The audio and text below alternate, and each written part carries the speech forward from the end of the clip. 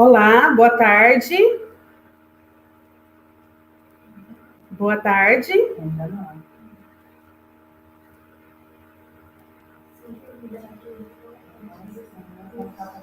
Olá, boa tarde.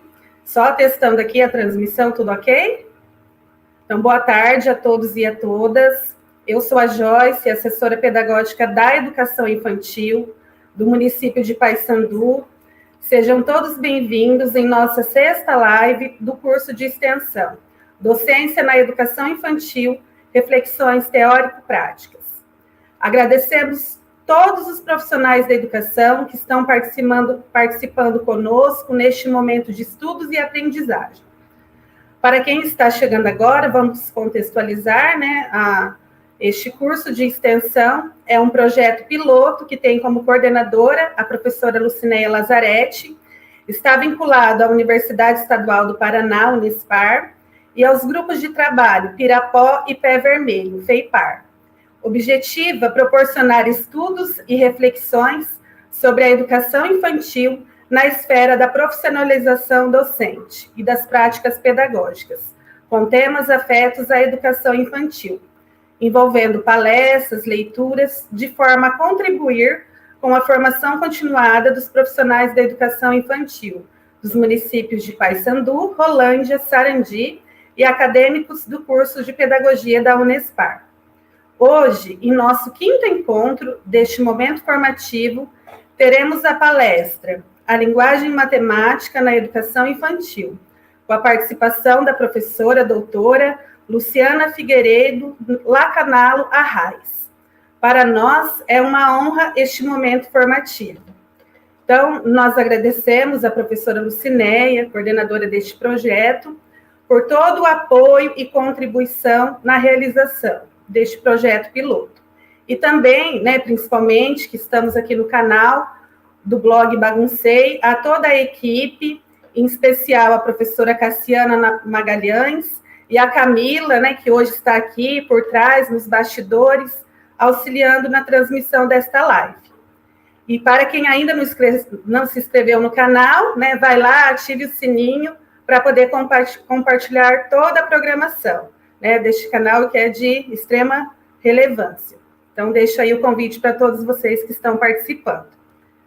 Também, não poderíamos deixar de agradecer às nossas parceiras da Secretaria de Educação dos municípios de Sarandi e Rolândia, que estão conosco, nos auxiliando na organização e em todo o encaminhamento desse curso de extensão. Então, assim, o nosso muito obrigado. Também, reiteramos nossos agradecimentos a todos os profissionais da educação infantil, que estão aqui participando da live, desse momento formativo, participando das atividades assíncronas, participando de maneira efetiva e neste curso de formação que para nós está sendo de grande valia. Então, nossos agradecimentos.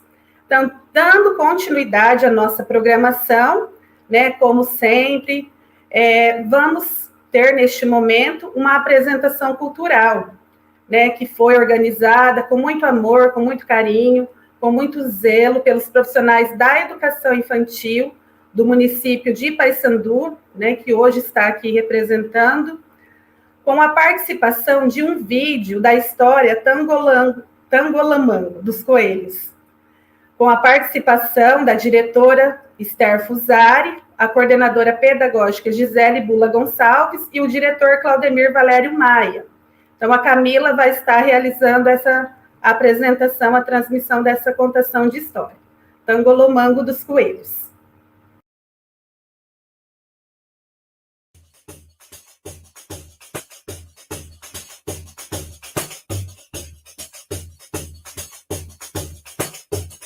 Numa toca tinha 10 coelhos, um foi pular quando chove, deu tangolomango nele e dos 10 ficaram 9.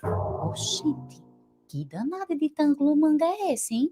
Que vai tirando os coelhos da toca. Menino. E dos 9 que ficaram, um saiu pulando afoito, deu tangolomango nele e dos 9 restam 8. Desses 8 coelhinhos, um foi aprender trompete, Deu tangulo mango nele, dos 8 ficaram 7. Daqui a pouco chega em meia dúzia desse jeito. Tá rareando, vice, tá rareando os coelhos. E dos 7 que restaram, um foi aprender chinês. Deu tangulo mango nele, dos 7 ficaram 6. Tá tudo sumindo os coelhos da toca. Tangulo mango danado, rapaz. E dos 6 irmãos restantes, um virou ornitorrinco. Deu um tangulo mango nele, e dos 6 ficaram 5. E dos 5 coelhinhos, um saiu, foi ao teatro. Deu um tangulo mango nele, dos 5 só restam 4. Desses 4, meu bem, que ficaram, um viajou por um mês. Deu tangulo mango nele, dos 4 ficaram 3. Eita, que esse tangulo mango é um perigo, rapaz. Desses 3 irmãos coelhos, um comeu feijão com arroz. Deu tangulo mango nele, dos 3 só ficaram 2. Dessa dupla de coelhos, um deu pulo e soltou pum. Deu tangulo mango nele, e dos 2 só resta um. Só ficou um, coitadinho. E o coelho solitário foi namorar uma foca. No dia do casamento, todos voltaram pra toca.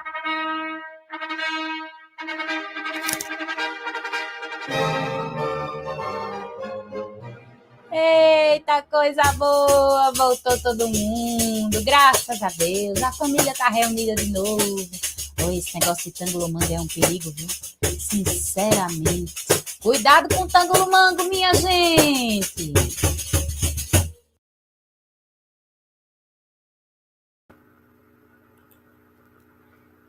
Então, muito bem. Deixo aqui os nossos agradecimentos a todos envolvidos nessa contação de história, acompanhando aqui o chat no canal, né, os comentários, parabéns, que lindo, muito bem. Então, nós agradecemos, né, o reconhecimento de vocês, os aplausos ali no chat, tá, pelas contribuições. Muito obrigado aos profissionais da educação infantil de Paysandu por este momento cultural, fazendo essa abertura da nossa live de hoje. Então, mais uma vez, muito obrigado a todos os envolvidos. Então, dando sequência, para dar início à palestra, eu vou passar alguns informativos relacionados ao curso de extensão. Então, para quem está chegando agora, acompanhando a transmissão, o período de inscrição, né, deste curso de extensão aconteceu de 26 de abril a 3 de maio. Nós já estamos no 5º encontro formativo. O formulário de presença, ele será disponibilizado no chat durante a transmissão. Então, acompanhe o chat, né, que o formulário estará disponível para vocês preencherem. E também, né, a questão da certificação. Os certificados, eles serão emitidos apenas para os inscritos, mediante o preenchimento do formulário de inscrição e do formulário de presença, tá bom? Porque, às vezes, pessoas, convidados que receberam o link, né, estão participando somente da palestra de hoje, então fica essa informação. E a questão das perguntas, né, para a gente controlar o que é pergunta, o que é comentário. Então, iniciar a frase com a palavra pergunta, tá? Que nós teremos um bloco de perguntas no final, e também a Maísa, que ela é assessora pedagógica aqui da Fundação de Educação de Paysandu, ela vai estar acompanhando a fala da professora Luciana e fazendo a mediação de algum comentário relevante e alguma pergunta, né, pertinente, para ali já de imediato, no decorrer da fala, a professora ir realizando os apontamentos, tá bom?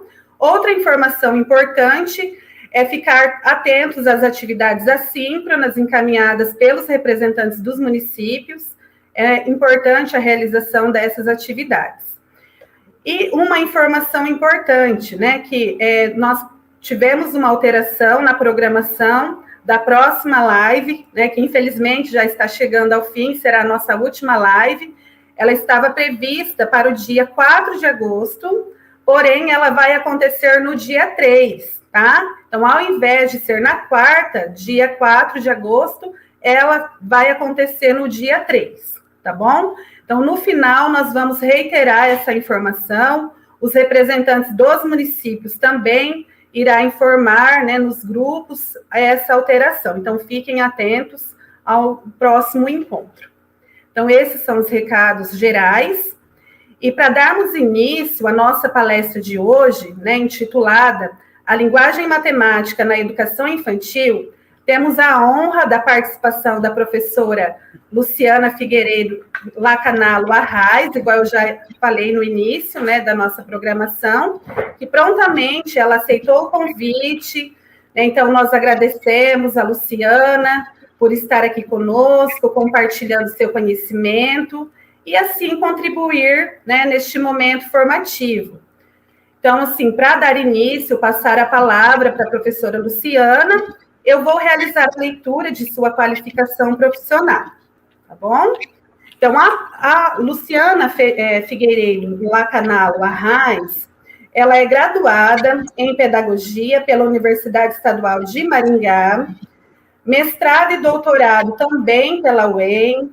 Ela é professora adjunta do Departamento de Teoria e Prática da Educação, DTP, UEM, na área de Prática de Ensino, do Programa de Pós-Graduação em Educação, PPE, UEM, na linha de Ensino, Aprendizagem e Formação de Professores.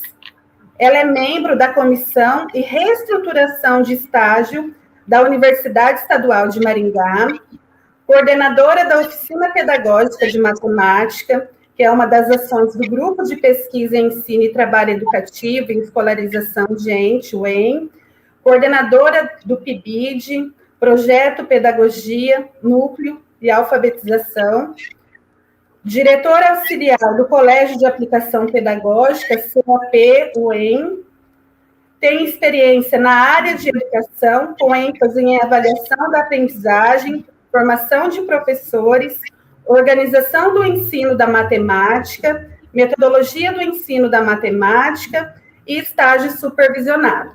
Então, nós estamos aqui diante de uma professora qualificada, né, com bastante embasamento teórico, que estará realizando as contribuições nesta nossa palestra de hoje. Então, eu passo a palavra à professora Luciana e desejo uma boa formação a todos nós. Obrigada, Joyce. Obrigada a todos que estão trabalhando para que esse curso aconteça, em especial para a Maísa e para a Camila, que vão estar aqui comigo hoje. Amei a apresentação cultural. Acho que vocês pensaram na matemática para fazer a apresentação cultural. Então, assim, esse cuidado é um acolhimento com carinho que a gente já recebe também a todas as pessoas aqui, né? Nos colocando no desafio de pensar hoje a matemática. Quando você coloca para mim essa responsabilidade de domínio teórico, de tudo isso que ela faz, ela está qualificada, gente, não se engane, a gente trabalha, se a gente dá conta, já é outro movimento, mas a gente tenta, a gente se esforça bastante. Então, eu agradeço imensamente o convite desses municípios que foram citados por todos, para a gente pensar hoje, nessa tarde, até às 16 horas, sobre a matemática, sobre o desafio de ensinar num contexto tão difícil como nós estamos atuando. Então, se nós estivéssemos no presencial, nós estaríamos todos juntos, todas juntas, né, fazendo o que a gente sabe fazer.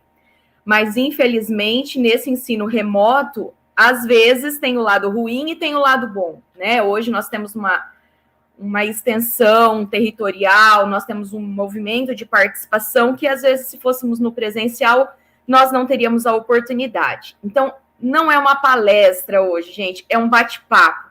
Eu trouxe alguns apontamentos, algumas provocações, algumas perguntas sem respostas, porque eu também não tenho as respostas todas, e acho que num grupo tão sabido de tantos professores, a gente vai ter muitas respostas juntas.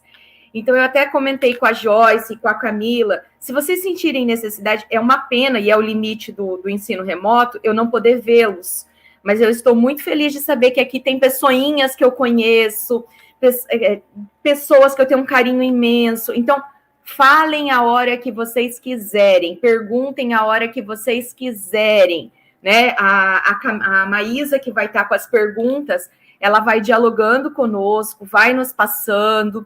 Eu espero atender, ainda que não totalmente, parcialmente as expectativas de vocês, né? Então, nós vamos começar a pensar sobre a matemática.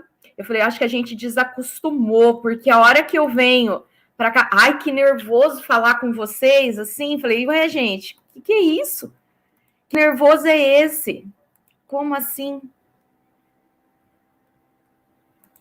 Joyce, só fala para mim se você está vendo bem a tela, que agora eu não vou ver mais nem você, né? Tudo ok, Luciana. A tela, né, com os slides aparecendo, Então, a sua imagem, tudo certinho, o som, tá tudo ok, tá bom? Então eu não vejo mais ninguém, gente. Eu vou falar com a minha tela de computador. Olha que coisa mais triste do mundo. Mas vamos falar. Então, a fala de hoje, o convite de hoje foi para que nós pensarmos, para que a gente pense junto sobre a educação infantil e a linguagem matemática. Eu orientei a vocês que vocês fizessem a leitura do texto do Ori. Como eu sei que a vida de todo mundo está muito tranquila, é óbvio que todos leram. Então, eu preparei os slides a partir do texto que eu indiquei como leitura, mas também a partir de outros, porque eu sei que a hora que terminar essa tarde vai ter tanta gente curiosa para estudar matemática. Então, eu já indiquei um monte de referência aqui durante a fala, que eu sei que nós vamos bombar o ensino da matemática. E para que nessa responsabilidade eu não poderia estar sozinha. Então, eu convidei um grupo de apoio para me ajudar hoje. Então, junto comigo, vão fazer o trabalho de ajudar os professores a pensar, a Ellen, a Pietra, o Antônio, a Marjorie, a Thaís, a Nicole, o Gustavo, a Júlia, o Caleb, o Antônio, o Gabriel, a Raíssa. Esse monte de gente aqui que está no Infantil 5 e no Infantil 3. A gente organizou esse material junto com a professora Thaís, que é a professora do município de Cambé, e junto com a professora Paula, que é do Infantil 3, do município de Cambira, em que nós fizemos algumas tentativas, buscando identificar algumas estratégias que, nesse momento de pandemia, pudessem colocar em movimento os princípios teóricos e metodológicos que nós defendíamos enquanto um grupo de pesquisa, enquanto uma base teórico-metodológica, quando estávamos no presencial. Então, será que por estarmos no remoto, nada podia ser feito? Nada pode ser feito? Então, nós temos junto comigo essa galerinha aí, que é uma galerinha de peso, e que durante a nossa conversa, nosso bate-papo de hoje, vocês vão conhecer mais de perto. Então, eu gostaria de começar perguntando para vocês que não vão me responder, ou se vão me responder pelo chat, daí a Maísa vai me dizer, como que se aprende a andar? Então, uma atitude que nos humaniza tanto como o andar. Como é que a gente aprende a fazer isso? Será que a gente aprende a andar pelo equilíbrio motor? Quais são os movimentos ou quais são as ações de quem aprende a andar? Joyce, você está me ouvindo? Olá, professora, boa tarde. Não é mais a Joyce, é a Maísa? Exatamente, eu sou a Maísa, estou juntamente com a Joyce aqui para auxiliar nos bastidores também da formação. Então, Maísa, já que você é a única que vai falar comigo, me dá um retorno. Como é que você aprende a andar? Olha, eu vou aprender a andar com estímulos também, que já vem da parte do ser humano, né, naturalmente.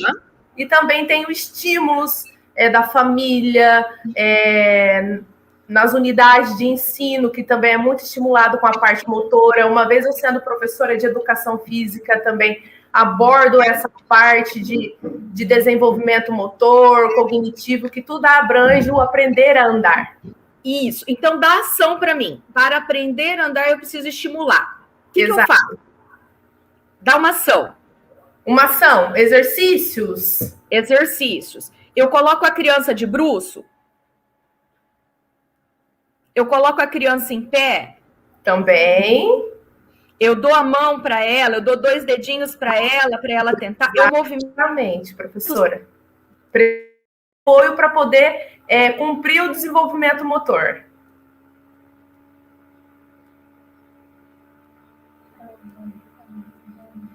acha que se eu ensinar um bebê por uma aula a aprender a andar, ele vai andar? Em uma aula, não. É tudo um processo de desenvolvimento.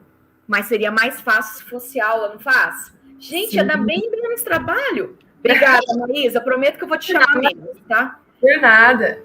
Mas nós vamos dialogar, que você vai representar o grupo hoje. Com certeza. Qualquer coisa você me pergunta, tá?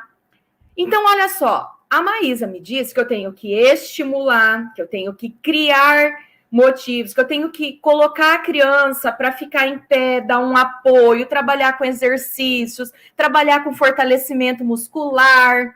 Mas que bom seria se eu pudesse dar uma aula para essa criança, para essa não, para as 12 que estão comigo na sala e todas aprendessem a andar junto.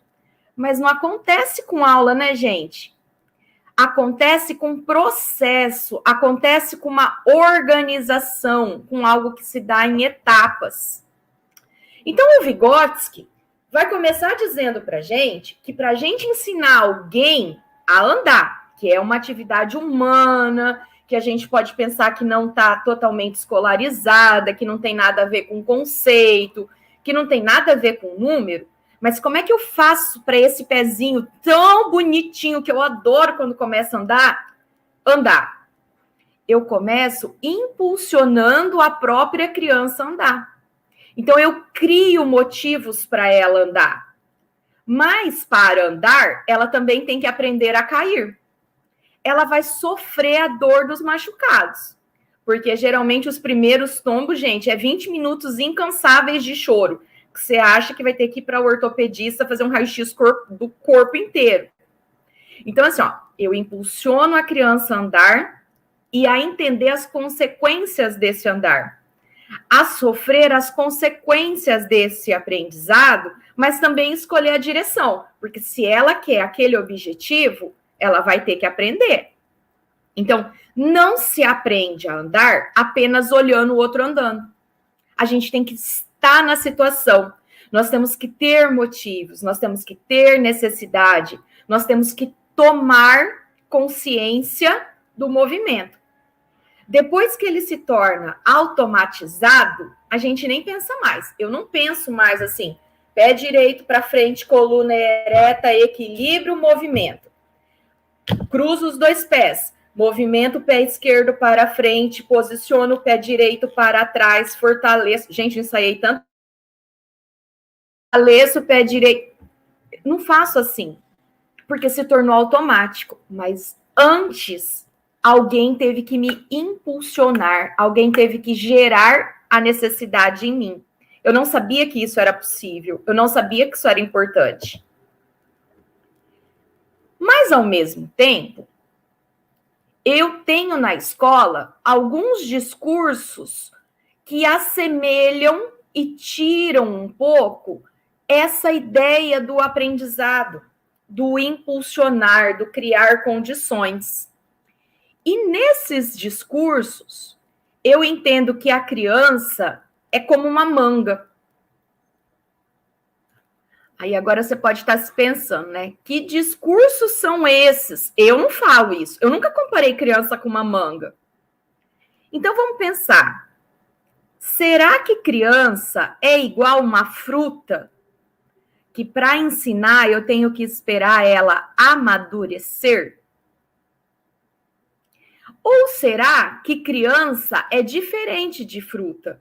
Eu não preciso esperar ela amadurecer para ensinar.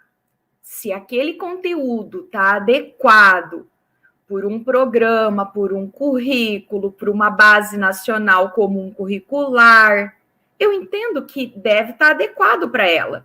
Então, esse discurso do esperar estar maduro, esperar estar pronta para, é fake, gente. Criança não é manga. Não precisa esperar amadurecer para ensinar. Se você acha que ela não está pronta, o conteúdo será que não está no ano errado, de um jeito errado? Será que eu não tenho muito conteúdo para um infantil 2? Criança não é manga. A gente precisa rever esse discurso para justificar o que a criança aprende ou o que ela não aprende. Por quê? Porque para a teoria histórico-cultural, quando eu entendo uma criança que nasce, quando eu entendo a minha criança pequena, o meu aluno de educação infantil, eu vou entender que eles são tão semelhantes e tão únicos, tão universais e tão singulares, mas ao mesmo tempo. Então, esse meu bebezinho que está lá comigo, aquela criança pequenininha que eu tenho que cuidar, tenho que dar banho, eu tenho que alimentar, ela tem características universais que todo homem, que toda espécie humana tem, que são definições hereditárias, que não cabe a mim, enquanto professor, alterar.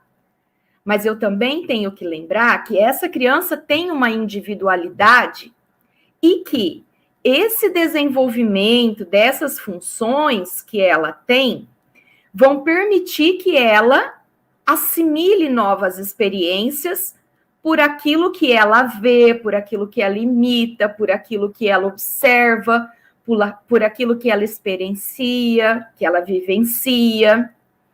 Então, eu coloquei 2 setinhas ali, ó, naquele post-it rosa, que eu coloquei uma cor bem forte. Então, o desenvolvimento é de dentro para fora e de fora para dentro a todo momento.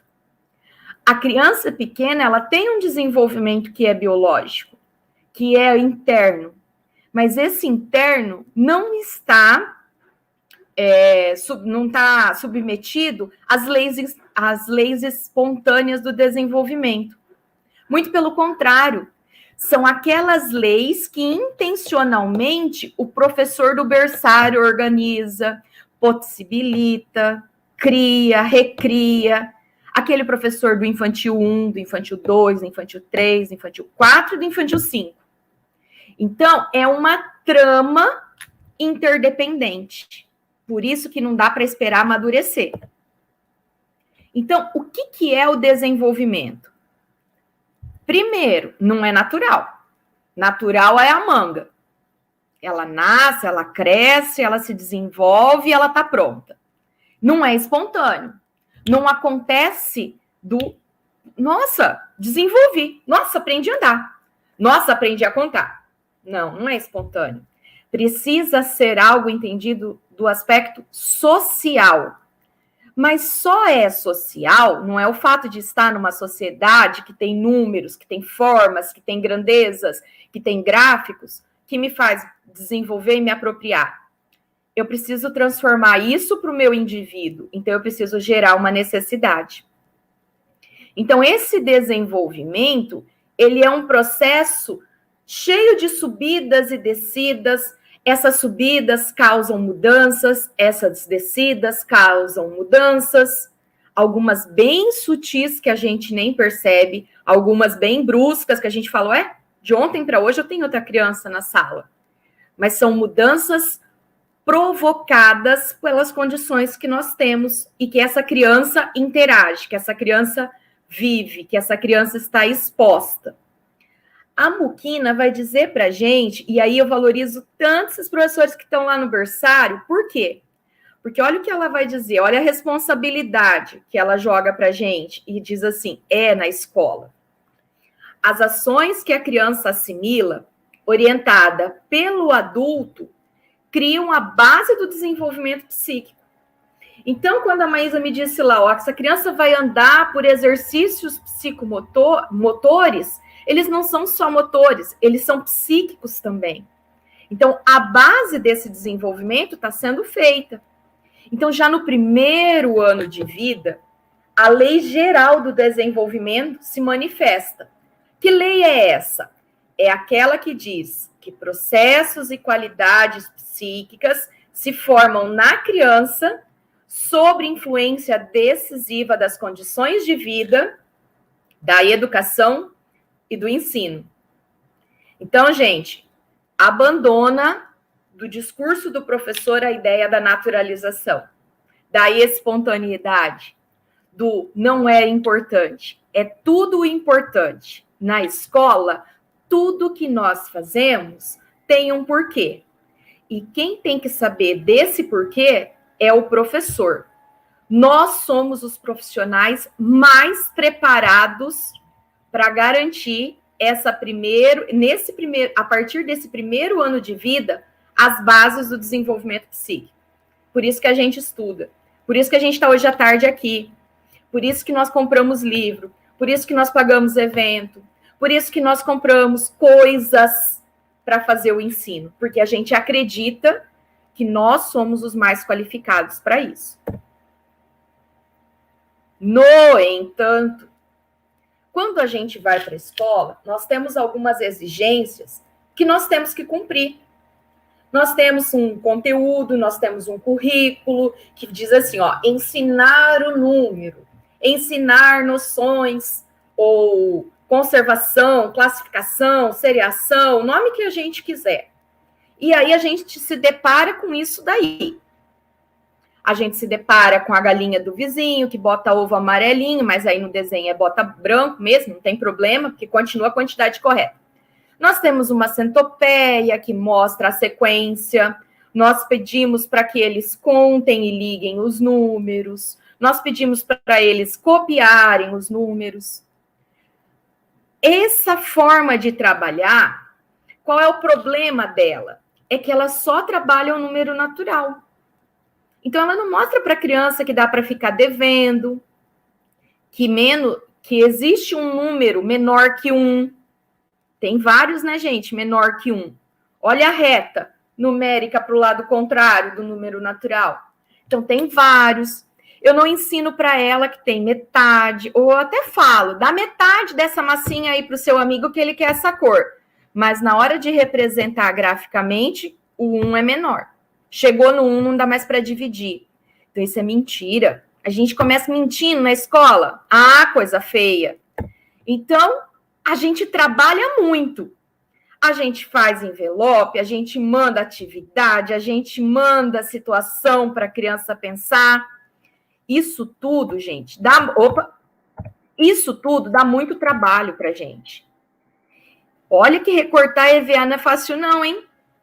E ainda recortar ovo, que é na forma oval. Meu Deus do céu, por que essa galinha não botou ovo quadrado, que era mais fácil, né? Reta é mais fácil de cortar. Essa centopeia só tem corpo em círculo, olha que difícil. Então, assim, isso tudo dá muito trabalho para a gente. Fazer esses envelopes, olha só que trabalhão que está dando para nós. Só que daí eu pergunto para vocês, isso é a essência do que a gente tem que ensinar? Do que a gente tem que fazer? Quanto de tempo isso ocupa da nossa vida? Da nossa vida de trabalho, não da nossa vida humana, porque eu não vou entrar nem nessas dimensões ainda. Mas quanto que ocupa do trabalho? Quanto tempo eu fico procurando um modelo de pipa? Ou eu tenho que percorrer as lojas para achar pronto, porque eu não sei cortar? Aí depois eu tenho que colar, tenho que montar, tenho que fazer a alça da sacola. Tenho que imprimir a atividade, tenho que grampear, tenho que colocar lá. Ó quanto que a gente está trabalhando. É muito. Então, a gente tem que pensar na escola que a gente tem. Porque essa escola aqui, ó, que pede isso, é a nossa escola real. E a gente não vai conseguir abrir mão de uma atividade impressa, de um envelope. Se o envelope não for para casa, gente, ele vai no final do bimestre. O envelope está lá. Eu tenho que fazer a sistematização das atividades. Não dá para fugir. Mas não pode ficar só nisso. A questão que a gente precisa pensar é uma seguinte problematização. Será que é só assim que dá para fazer? Será que a gente não tem outro jeito de fazer? Isso está errado quando ele se torna predominante. Agora, ele pode conviver também com outra forma, que é a forma que hoje eu acredito e venho trazer para vocês. Venho tentar motivá-las a pensar que dá para ser diferente, que não precisa ser só assim. Isso não quer dizer que a gente não vai continuar tendo trabalho, porque uma vez que a gente pega o diploma, a gente já sabe que a gente entrou numa profissão que tem muito trabalho. Seja para fazer o errado, seja para fazer o certo. A gente faz trabalhando. A gente não faz numa rede deitada, relaxando. Não, a gente faz com muito trabalho. Então, todo o nosso respeito ao trabalho de todos os professores. Só que dá para trabalhar também de outro jeito. E aí eu fiquei pensando, como é que eu ia trazer uma estratégia, um recurso para vocês? Na educação infantil, até o grupo que fez a apresentação cultural partiu de uma literatura, com ritmo, com uma musicalidade diferente daquela que a criança ouve, muitas vezes, em casa. Então, a música é um recurso. Só que eu tenho que conviver na escola com músicas de dois tipos. Eu tenho de um lado a Mariana conta 1, conta 2, conta 3, conta 4, conta 5, conta 6, conta 7, conta 8, conta 9, conta 10. Depois a Mariana para de contar, porque daí já entrou na casa da dezena, o infantil 3 não pode passar da dezena. E eu tenho um grupo tri que canta para mim o viro, vira, virou. Então, o que essa Luciana está falando para a gente? Que é para a gente parar de trabalhar a Mariana e é para trabalhar o grupo vira, vira, virou? Viro, vira, virou? Ou essa Luciana está aqui dizendo que dá para trabalhar os dois juntos? O que essa pessoa está falando, né, gente? Tudo que eu vou falar, a gente tentou fazer, tá? A proposta é entender que o problema não é tirar a Mariana da escola, mas é não ficar só na Mariana. É entrar do que a música tem, que é um recurso que eu posso entender que minha criança pequena vai se apropriar de algum conceito. Então, a Mariana, ela não está contra o grupo tri. Ela não está disputando, e eu não estou falando, tira a Mariana da escola. Não. Mas eu estou dizendo que a Mariana tem que conviver com o grupo tri. Sabe por quê? Porque nós somos o que somos pela linguagem, pela experiência, pela arte, pela música e pela cultura. De qualquer forma, quando eu escuto a Mariana, eu tenho uma representação de uma linguagem, eu tenho um tempo, eu tenho uma frequência. O problema é que eu uso a Mariana só para trabalhar 1, o 2, o 3, o 4, o 5. Eu fico limitado a que alguém que não é da educação falou para mim fazer. Então, a hora que eu vou no grupo tri, eu vejo um outro som, um outro ritmo, instrumentos. Eu vejo pessoas cantando, pessoas que escreveram. Então, eu tenho aspectos diferentes da cultura, aspectos diferentes da arte. E é, enquanto criança pequena, que eu preciso trabalhar para ela educar esse ouvido, para ela conviver e escolher a música que ela quer. Então, quando eu escolho a música, eu estou escolhendo uma forma de representação que é cheia de humanidade. Então, eu estou escolhendo um recurso porque eu estou entendendo que, ao ensinar matemática para minha criança da educação infantil, eu estou humanizando-a. Eu estou oportunizando experiências, acesso a uma linguagem, a uma arte, a uma cultura, que se não for muitas vezes na escola, ela não vai ter o acesso, ela não vai conhecer. E aí, eu tenho a música do Grupo Tri, que eu acho que vocês já devem conhecer, em que ele chama a nossa atenção para objetos e para objetos que têm grandezas matemáticas diferentes. Eu vou poupá-las de cantar, porque eu acho que ninguém merece isso. Eu até pedi para algumas amigas, mas como eu não vejo essas amigas, não vou pedir, não. Mas olha só, ele fala que tem uma caneca, que tem uma chaleira, que tem uma colherinha, mas que também tem um colherão. Tem um prato raso, tem um prato fundo, tem um garfinho e tem um facão. A panela faz feijão e faz fufu.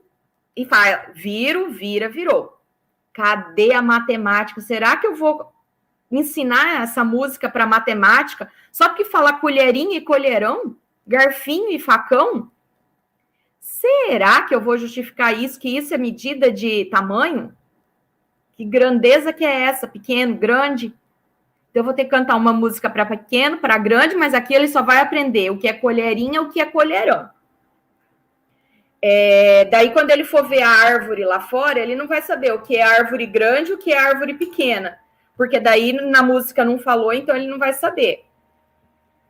E a gente vê muitas vezes, e traz muitas vezes, o grupo tri cantando. Mas a gente já começa invertendo. Eu não preciso fazer o grupo tri cantar. Então, eu vou chamar meus colaboradores. Uma chaleira, uma colherinha, um colherão, um prato raso, um prato fundo, um garfinho e um facão, e um saleiro, açucareiro.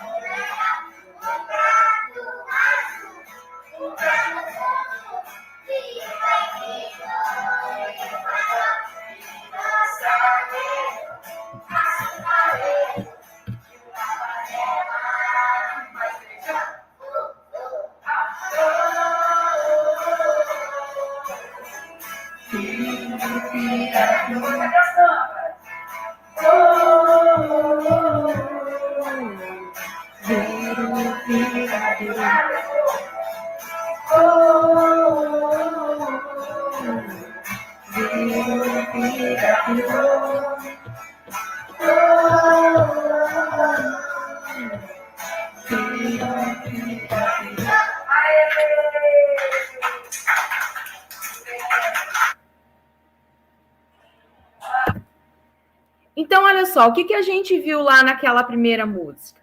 Que o grupo tri canta de um jeito.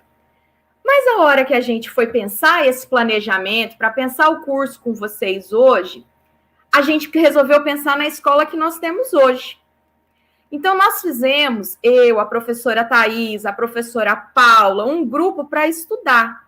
Como é que a gente vai trazer isso para vocês se a gente não testou antes, né? Para saber se dá certo.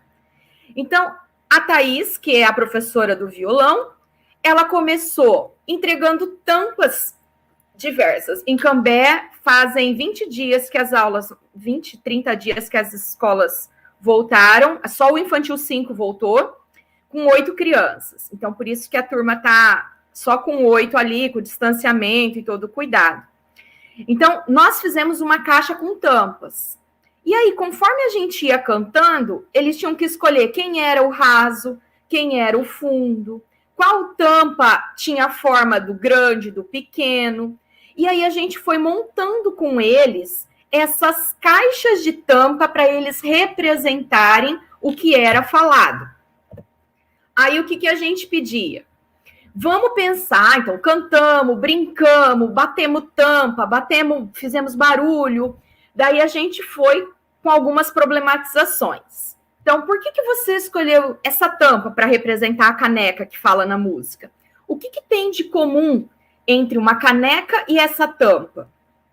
O que tem uma tampa do mesmo tamanho? Então, quem tem uma tampa do mesmo tamanho e a espessura que a do Miguel? Que o Miguel escolheu uma tampa vermelha e era uma tampa de requeijão. Quem tem uma tampa igual a do Miguel?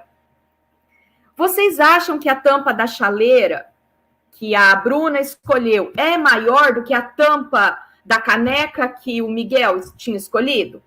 Então, como que a gente pode saber se é maior, se é menor? Vamos organizar essas tampas, então, por ordem de tamanho? Qual que é a menor?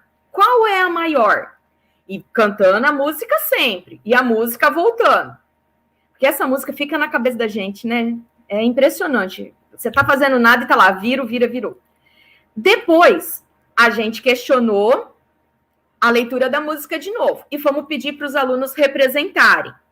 Vocês viram que tem 2 instrumentos. Um era o tamborzinho lá que a Thaís batia, que era uma velocidade, um ritmo. Depois ela foi para o violão.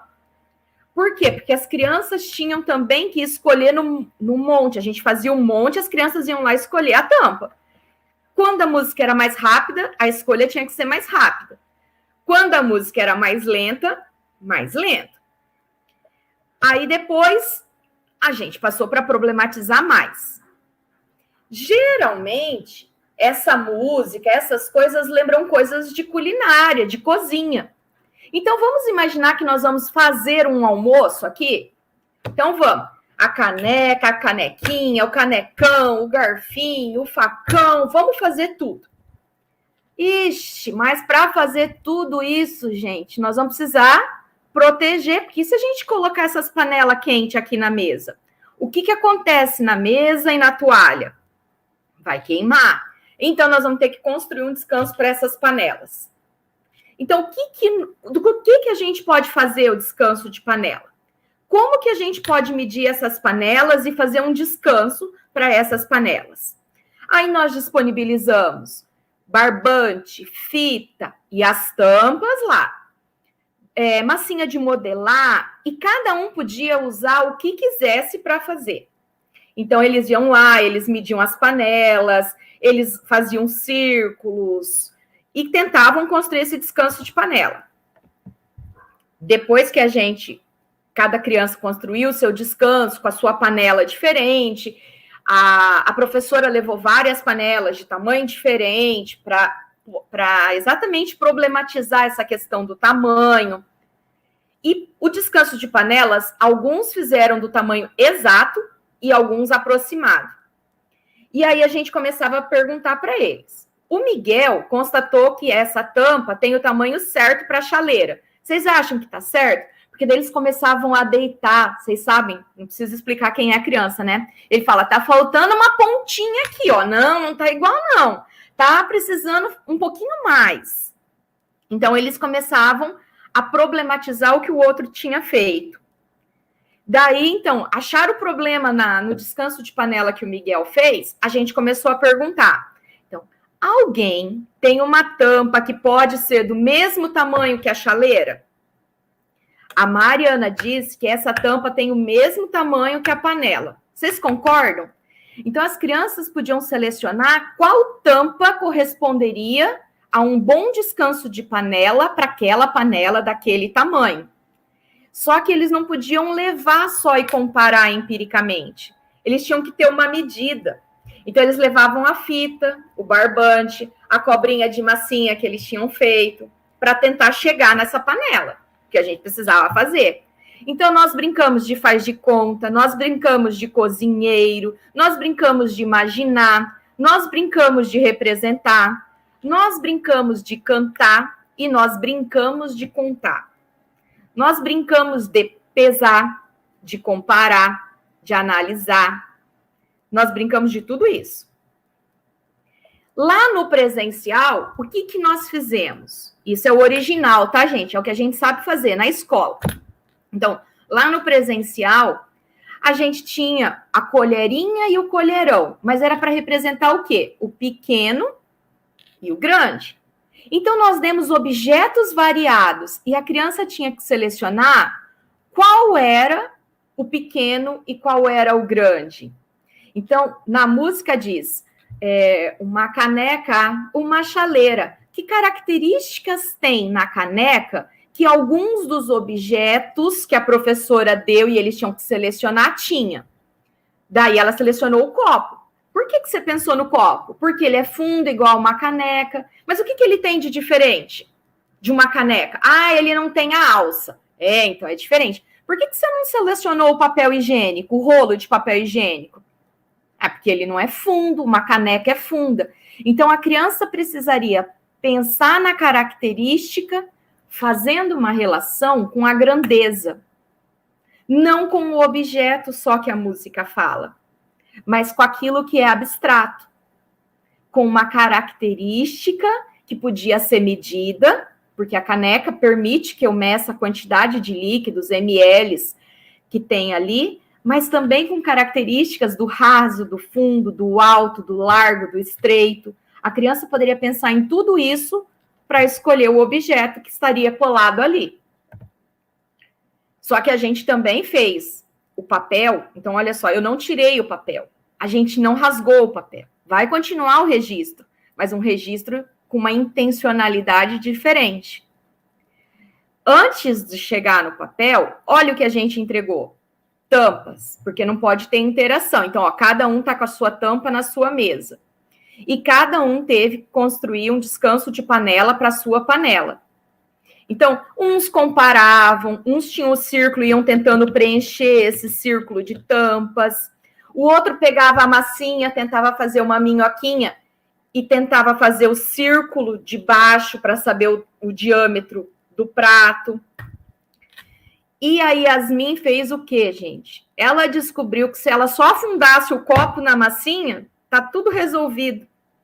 Então, olha lá, o barbante ficou do lado, ela descobriu que ela só precisava do modelinho ali, ó, do tamanho, apertou a caneca, resolveu o problema. Então, olha como as crianças pensam a partir das relações. E pensam demais. Às vezes a gente não pensaria nisso. A gente ia ficar fazendo o círculo, fazendo as outras coisas. Só que dá para fazer isso no ensino remoto? O que vocês acham, hein? Porque se eu falei para vocês que eu ia tentar trazer uma proposta de tarefas para o nosso momento atual, vocês vão falar, Luciana, assim é fácil, com 8 crianças, quero ver mandar impresso para casa, onde você vai arrumar tanta tampa? Onde você vai arrumar tanto? A gente não pede tanta coisa para os pais? Pede para eles começarem a guardar tampas em casa, que nós vamos usar. Vamos pensar. Precisamos fazer registro, né, gente? Então, a professora escreve no quadro e deixa as lacunas. Então, ela substituiu uma caneca por uma tampa que as crianças acham que tem elementos de uma caneca. Ela é funda, ela é alta, uma chaleira, porque ela é grande, ela tem uma... As crianças foram separando características das tampas e foram substituindo. E o mais bonitinho, gente, é que eles cantavam sabendo por quê. Porque começou a fazer sentido. Por que que aquela tampa azul tá no lugar de um facão, de um vira-virou? Por que que aquela tampa tá para cima, aquela tampa tá para baixo? Então, as crianças discutiram critérios e isso começou a ter significado, que é o que o Moura insiste tanto no texto que eu passei para vocês. Só que será que quem fez as tampas, quem pensou nas tampas, pensava que tampa ia ser recurso didático? Não. Quem pensa somos nós, os mais qualificados para ensinar. Então, vamos mandar isso tudo para casa agora. Vamos lá. A professora mandou cartaz, mandou cartolina. Os pais tinham as tirinhas, cortaram, fizeram, mandou barbante, mandou massinha. Olha lá, tem tampa de Tupperware, gente, tem tampa de sorvete. A família guardou as tampas. A família tinha uma panela e fez o descanso de panela. Mas olha que interessante, ele viu que a panela ela era aberta, que a base era diferente da tampa. Então, ele fez um descanso de panela, pensando na panela quando estava virada ao contrário, e um outro tamanho. Olha lá o descanso de panela dele ali. Isso em casa. Vamos ver em casa como funciona? Fazemos um descanso de panela. Vai ser legal. Como nós poderíamos fazer para medir essa panela e fazer um descanso do tamanho dela? Como a gente... Tampas, ó. Olha, que olha o tamanho delas. Será que barbante, massinha de modelar ou tampinha poderíamos ajudar? Eu acho que sim. Olha, nós temos algumas tampas aqui que poderia ser o descanso dessa panela.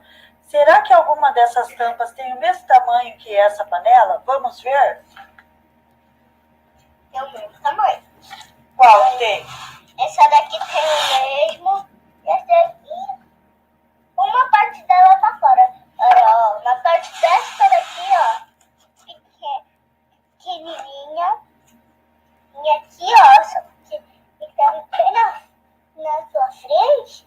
Ele já tá saindo do Essa tá o tamanho dela? tá do tamanho ideal. E essa daqui tá saindo um pouco Não, mas também tá, né? também tá. Mais ou menos. Mais ou menos tá o Mais ou menos. descanso dela. Mais ou menos, ó. Mais ou menos. E se a gente, e se nós virarmos assim? Daí Não fica legal? sim. Não fica como um descanso da panela do mesmo jeito? Fica. E agora, gente? O que mudou do ensino presencial para o ensino remoto? Mudou que essa mãe leu o planejamento da Thaís. Ela não pediu para ser professora. Mas a Thaís possibilitou que essa mãe, mesmo lendo, levasse essa criança a pensar nas relações. Uma criança que faz careta para a câmera, uma criança que não para quieta sentada para gravar, uma família que não sabe gravar, que o mais importante era mostrar a mão da criança. Mas a criança pensou, a criança fez uma relação.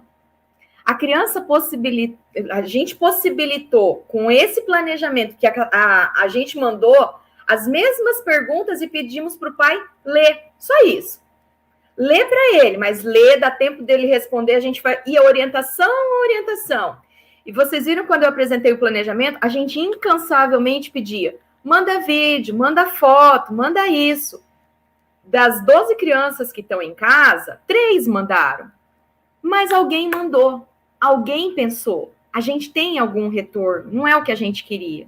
A gente queria estar com todos na sala, mas a gente fez alguma coisa diferente. Seja no presencial, seja no remoto, as tarefas, os objetos que a gente disponibilizou e mandou para casa, levaram a criança a pensar nas relações. Gente, olha que coisa mais linda essa criança quase torta ali, ó, abaixando junto com máscara, cabelo, jaqueta, porque estava naqueles dias bem frio, para dar a volta nesse prato, sem levantar, porque não pode ficar levantando na sala, né? Aí você fala, ai, que dó. Dó? O Vygotsky falou pra gente que quem não aprende a andar com as dores, não aprende. Então isso não é dó, não. É pensamento, tem que deixar pensar. Tem que deixar a mão direita ficar atrapalhando a mão esquerda até ela descobrir um jeito mais fácil de medir. Então, a todo momento que existiam os objetos, existia o concreto para as crianças estavam pensando com os objetos. Então, olha quantas ações elas fizeram. Gestos, elas ouviram música, elas se movimentaram, escolheram tampas, pegaram tampas, manipularam, exploraram massinha, panela, barbante. Essas atividades trabalharam com funções mentais. Trabalhou com sensação, trabalhou com percepção, tanto motora quanto matemática. Isso é o que garante a apropriação dos instrumentos simbólicos. Então, é pela linguagem que a criança compreende os processos humanos que um dia criaram esses instrumentos. Então, os objetos, os fenômenos, os conhecimentos em si são produtos da humanidade para satisfazer alguma necessidade. Ninguém cria algo para nada. E hoje eu vou querer criar um clipes de cílio. Para que eu vou criar um clipes de cílio, gente? Imagina, eu quero uma escova que deixa meu cílio delineado, que ocupe os espaços livres do meu cílio. Isso é útil. Isso vai me dar uma qualidade de vida melhor, porque não vai ficar aparecendo esses buraquinhos aqui, que raiva. Então, isso é necessidade. Se é necessidade, é porque eu tinha um problema para ser respondido. Então, olha só, essas crianças sentiram necessidade porque estavam em atividade. Elas estavam pensando. Então, as tampas, as fitas e as massinhas, elas se tornaram ferramentas simbólicas para que as crianças expressassem essa relação entre as grandezas. Maior, menor, fundo, raso, pequeno, largo, estreito. Isso deu significado à ação de quem fez. Então, quem que fez? Olha essa pequenininha. Eu sempre coloco uma foto do remoto, como foi fazer em casa. Então, tá lá o fundo, tá lá o raso e na sala de aula. Reparem que nós tentamos, com as tampas e partindo da música, mostrar que o ser humano sempre cria conhecimento e objeto para solucionar problemas. Então, se não tem problema, eu não tenho razão para pensar sobre isso. Então, gente, vamos parar de falar para a criança contar quantos tijolos tem na parede da minha sala, que para que é necessário? Vamos parar, vamos contar quantos passos tem daqui para lá? É necessário? Se não for necessário, não é problema. Se não é problema, não tem necessidade, logo não tem pensamento. É uma ação empírica. Ele conta, ele repete, ele reproduz para te deixar feliz, mas ele não está aprendendo e nem se desenvolvendo. Então, como a gente veio para buscar respostas, qual é o nosso desafio? É pensar que na educação infantil, nós trabalhamos com números, com grandezas, com semelhanças, com diferenças, com noções de dentro, de fora. Mas como que a gente trabalha isso? Por que eu estou colocando essa seta para os dois lados? Não é só para ficar bonito. É também, porque quem sabe que eu gosto de fazer slide, né? Sabe que fica bonito. Mas é para pensar, gente, que esses conceitos, eles só existem em relação. Que o 6 nem sempre é maior que o 4. É maior? 6 centímetros é maior que 4 metros? Não. Então, eu dependo da grandeza. Que para descobrir o que é curto e o que é comprido, eu dependo de uma comparação. Então, esses conteúdos que estão na educação infantil precisam ser conteúdos trabalhados sempre em relação. Tem mais conteúdo lá. A gente trabalha perto, a gente trabalha longe, a gente trabalha em cima, embaixo, dentro, fora. Tempo, a gente trabalha tanto tempo, o que vem antes, o que vem depois. Mas o que vem antes do quê? Depois do quê? O que está dentro em relação a quê? O gato pode estar dentro da caixa, mas ele pode estar dentro. Se essa caixa estiver dentro de um caminhão, ele está fora do caminhão. Então, olha essas relações de quantidade, de grandezas, de formas, elas estão nos conteúdos e elas estão na realidade. É por isso que para dizer como é que a criança aprende a linguagem matemática, essas 3 palavrinhas a gente não pode perder. Que todos os conteúdos, que todos os conhecimentos, que tudo que a gente faz tem que ter um significado.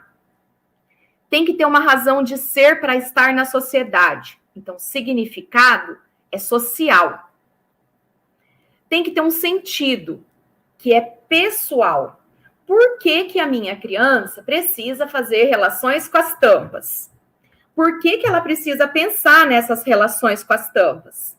Né? Então, essas relações são importantes? São importantes, mas e para o Miguel? E para a Mariana? Qual é o motivo da Mariana?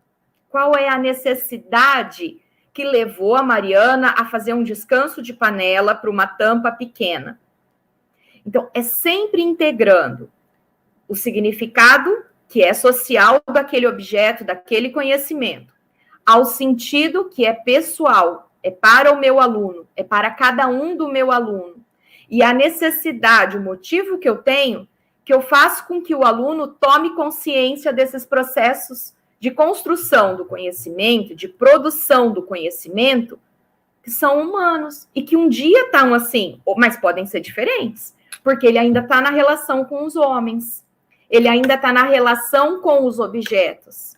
Então, a apropriação da linguagem matemática, ela ocorre de verdade para a criança quando ela reconhece sentido, significado e motivo naquilo que o professor aprende.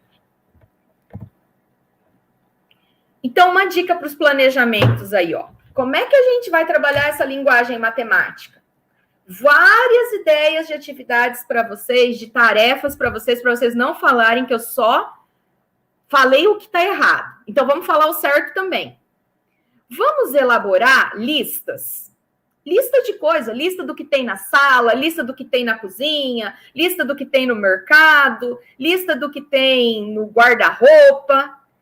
E essas listas não precisam ser só escritas. A criança pode desenhar, a criança pode escrever, a criança pode pegar objetos para representar. Então, elaborar listas. Isso é sentido. Vamos produzir um mapa, gente, com eles? Para dar. Sabe aqueles passeios na quadra que quando a gente estava no presencial a gente adorava fazer? Mas a gente não explorava matemática. Então, vamos fazer antes. Quantos passos que nós vamos dar até o portão, depois nós vamos para a direita, nós vamos para a esquerda, nós vamos para cima, nós vamos para baixo. Como que nós vamos fazer o passeio? Vamos produzir um mapa. E a gente pode pedir esse mapa também. E no ensino remoto, eu quero que você faça um mapa, uma proposta de atividade. Que caminho você faz para chegar da sua casa à escola para pegar as atividades impressas? Faz um desenho aí para a professora.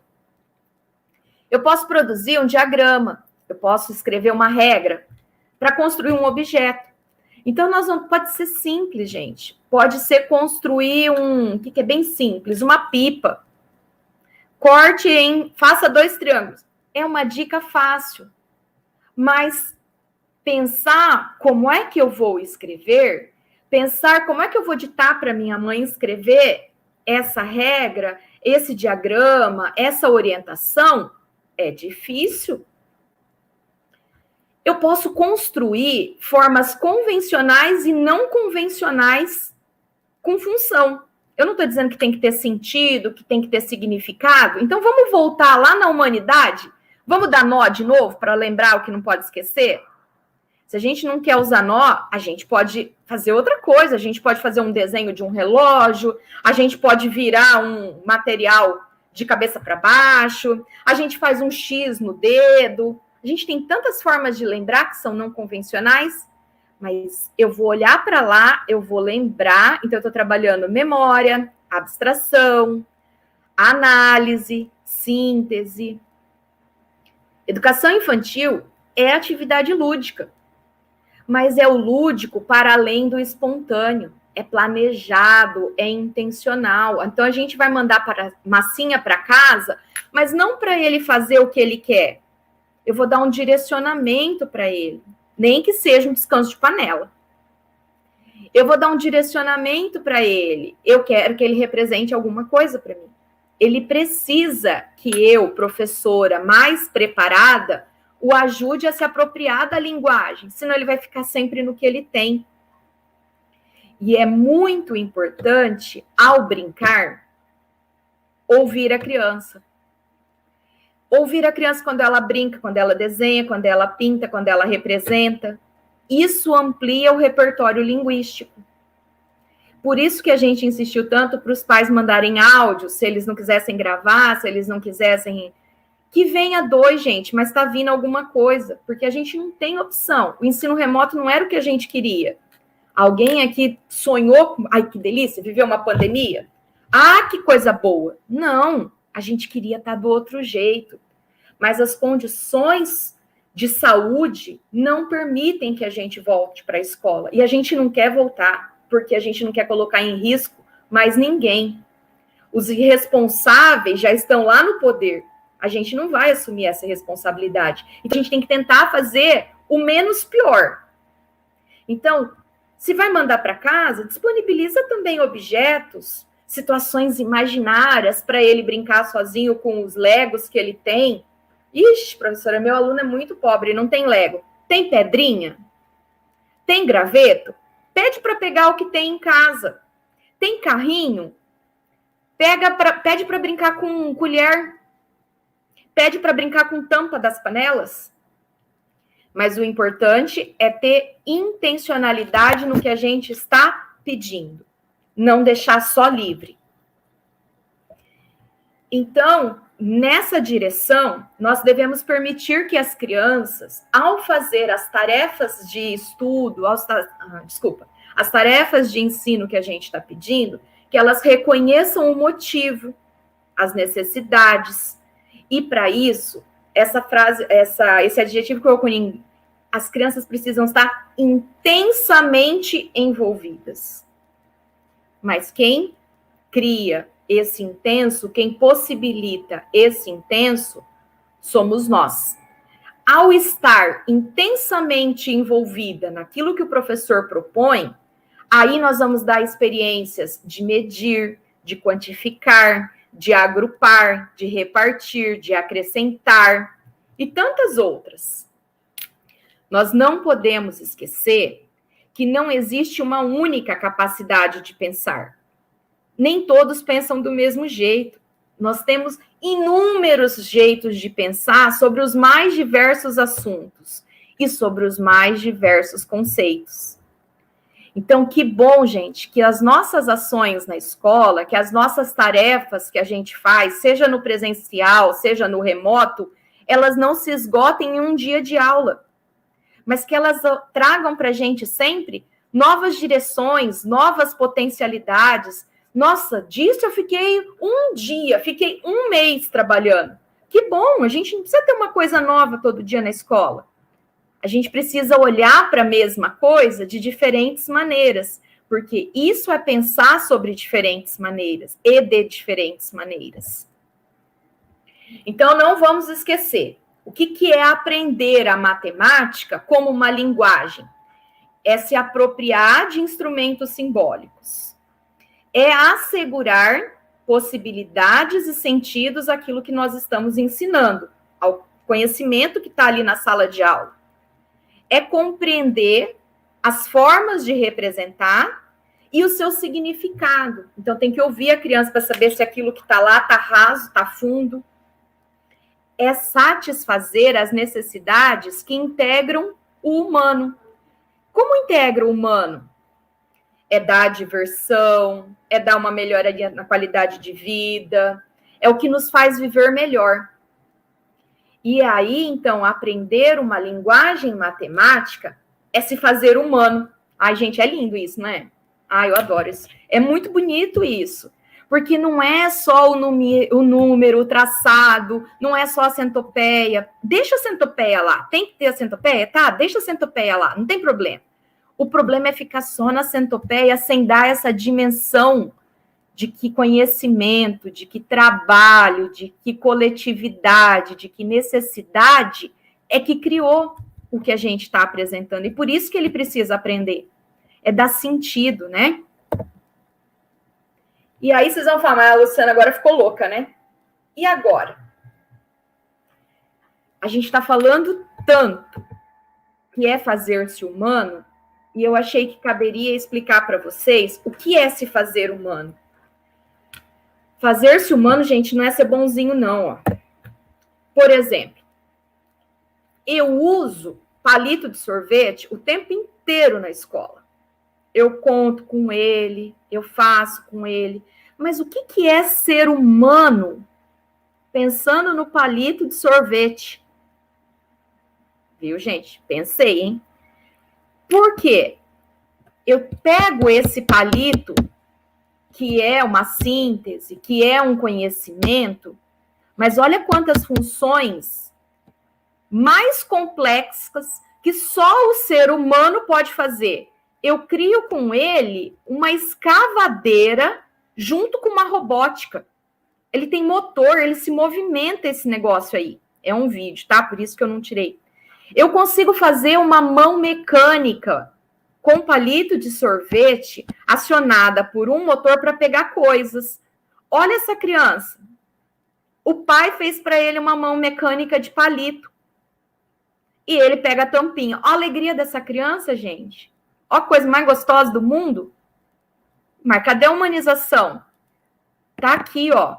porque do recurso mais básico, que é um palito, eu coloquei o máximo das elaborações humanas, o máximo de análise, de síntese, de pensamento, de generalização, de força, de conhecimento da física, de conhecimento da química, de conhecimento da matemática, de ângulo, de força, porque essa mão mecânica, ela pode pegar um botijão de gás? Não, ela não pode pegar um botijão de gás, porque ela não tem força para aguentar. Mas uma caixinha ela consegue pegar. O que mais será que ela consegue pegar? Então, humanizar na educação infantil é o quê, gente? É na relação com os objetos do mundo, mediada pela relação com outros seres humanos, que a criança consegue ter o direito de se apropriar do que os humanos fizeram. Isso é humanizar-se. É quando eu tenho explorado, ninguém me negligenciou o direito de ter as minhas máximas funções mentais desenvolvidas e usar isso a favor da minha qualidade melhor de vida, a minha e a do outro. Esse processo que permite essa humanização, Leontiev falou que é a educação. Então, olha como nós somos importantes. E a criança pode até não estar indo agora para a escola, mas quem faz o nosso papel somos nós. Nesse período da pandemia, vocês viram alguém que defenda o fim da escola falar?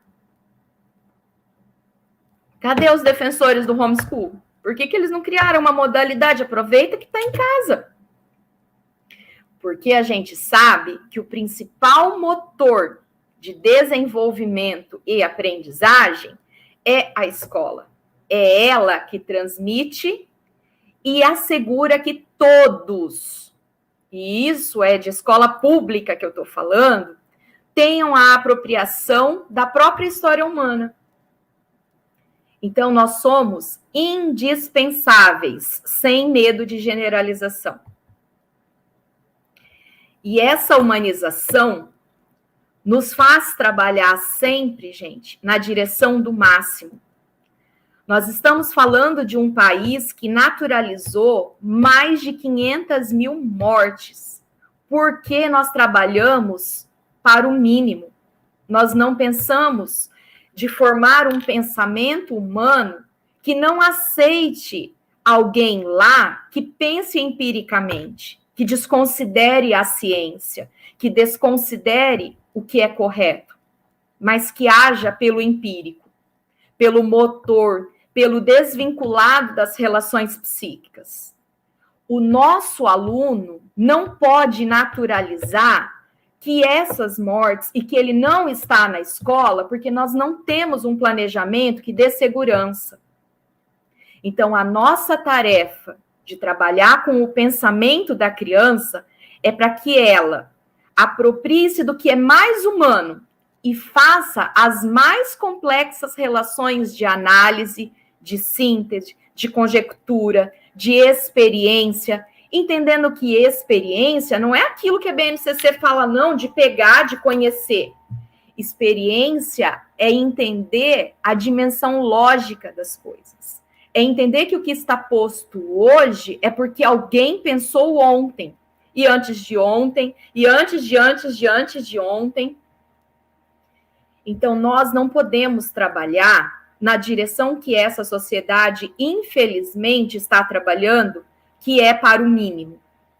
Então, se nós vamos mandar uma tarefa, se nós vamos mandar, fazer, elaborar, que a gente trabalhe pensando no máximo. O máximo que o meu aluno pode dar. Porque, muitas vezes, é só o professor que vai acreditar no Miguel, no Lucas, no Felipe, potencializando esse máximo. Porque as condições que eles estão não pede para ele ver que mais de 500 mil mortes é muito. Será que tinha que ser assim mesmo? Então, quando a gente organiza um ensino, a gente ensina matemática, a gente ensina grandezas, a gente ensina linguagem, para que o sujeito forme o seu pensamento, para que ele seja crítico a ponto de não naturalizar e aceitar isso como algo inesperado, natural e espontâneo. A gente quer um aluno diferente. E isso começa por vocês, pelas tarefas que vocês fazem, que vocês propõem, ainda que achem que a educação infantil trabalha só com o cuidar, nós vamos mostrar que nós trabalhamos com o formar. E não é formar qualquer coisa, é formar pensamento, é formar funções mentais, para que a gente não tenha que perder alguém próximo para se sensibilizar com a dor do outro, porque o humano não é isso.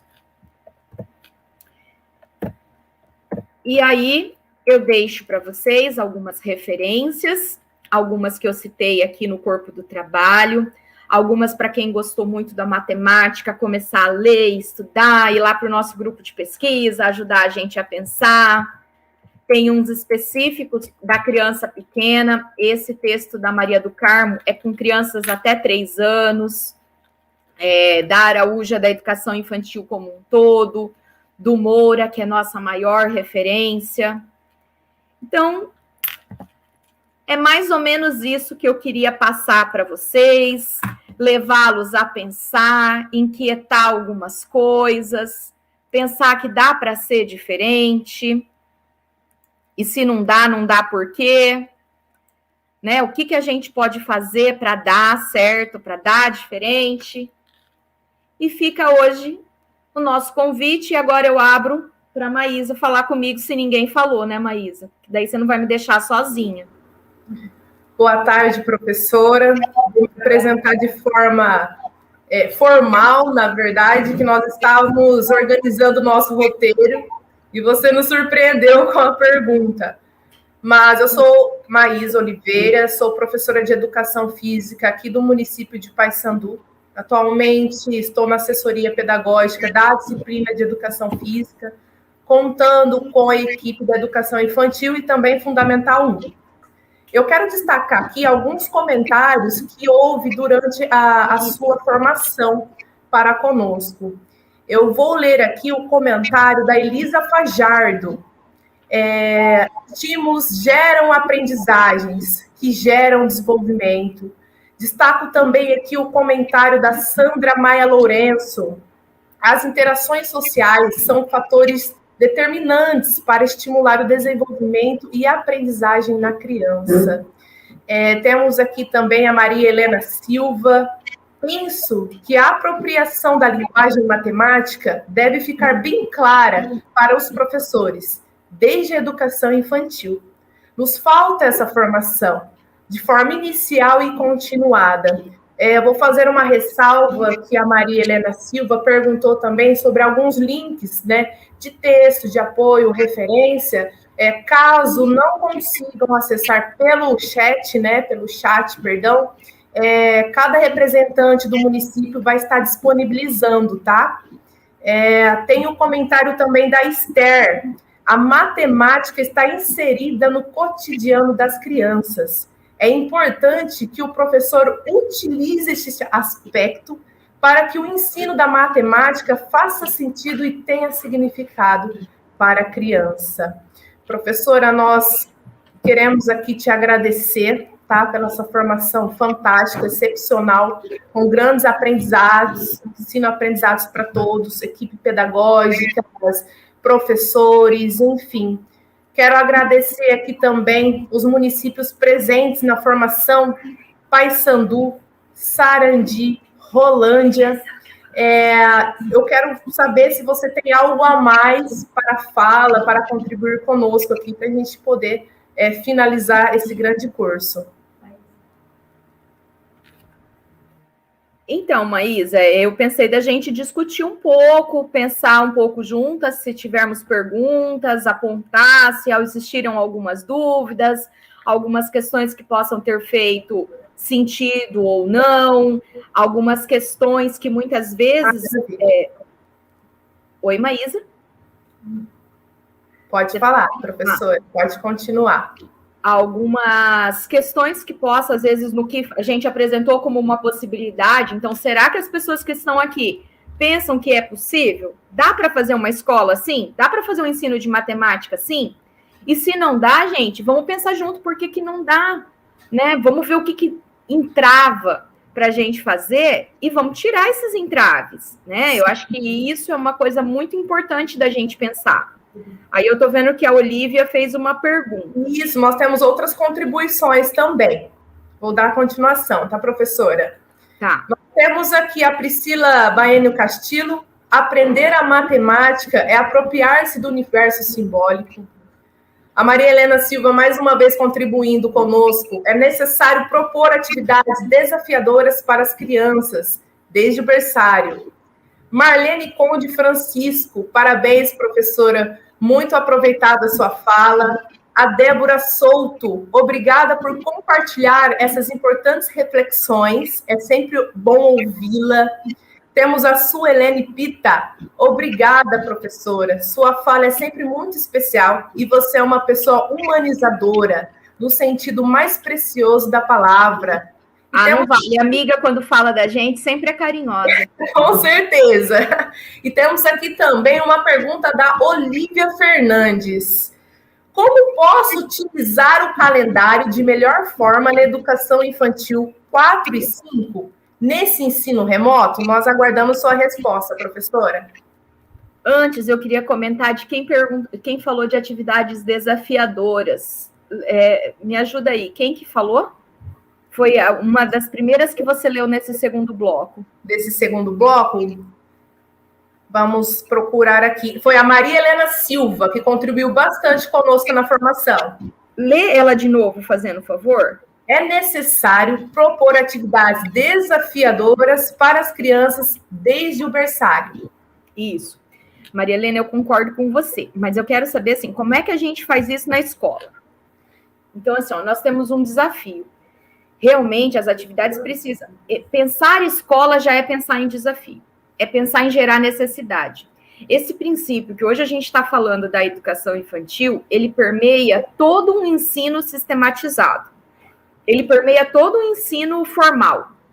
O ensino que acontece na escola já precisa trazer desafio, porque senão não gera necessidade, não gera sentido, não gera significado, não há aprendizagem. Então, o efeito dominó. Se não tem um, vai caindo tudo.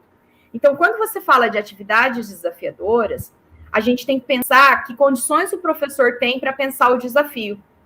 Então, existe uma equipe que planeja junto?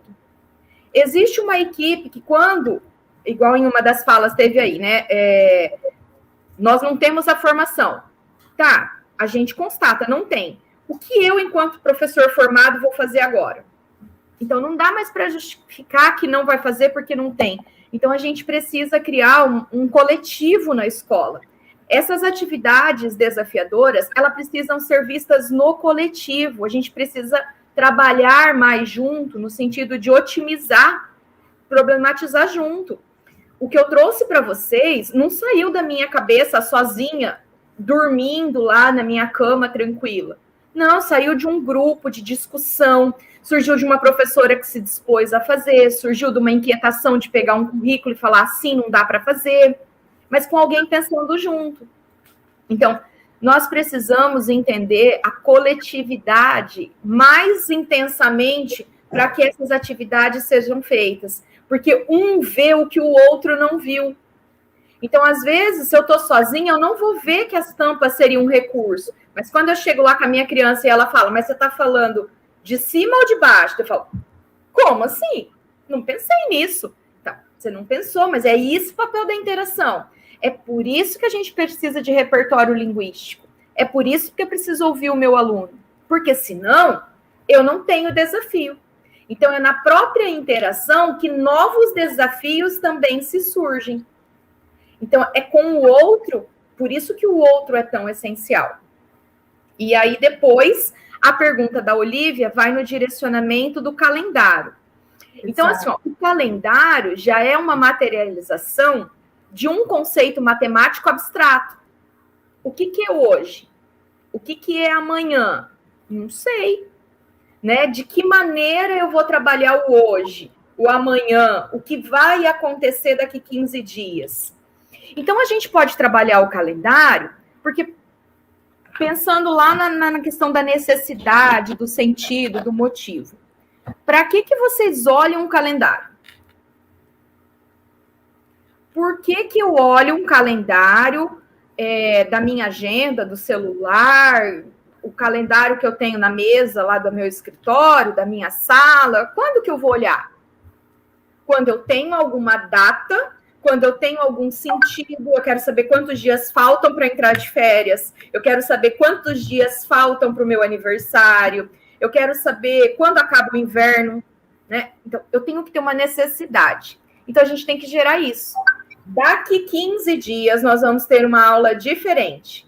Vamos acompanhar o calendário? Então, você pode começar gerando um problema, algo que vai acontecer. Nós podemos associar, o calendário, ele é um recurso que foi criado pensando na agricultura. As pessoas usavam o calendário como um elemento para plantar e para colher. Só que eles não tinham o calendário cristão que nós temos hoje. Nós tínhamos o calendário o quê? Com o efeito da lua. Quantos dias durava essa lua? Quantos dias o céu ficava desse jeito? Que daí a plantação podia ser feita ou não feita. Então, e se a gente gerasse essa necessidade na criança? Que tal, gente, a gente mandar para casa semente? Vamos ver, tem semente que em 7 dias nasce. Não estou falando de plantar feijão no algodão. Não é isso.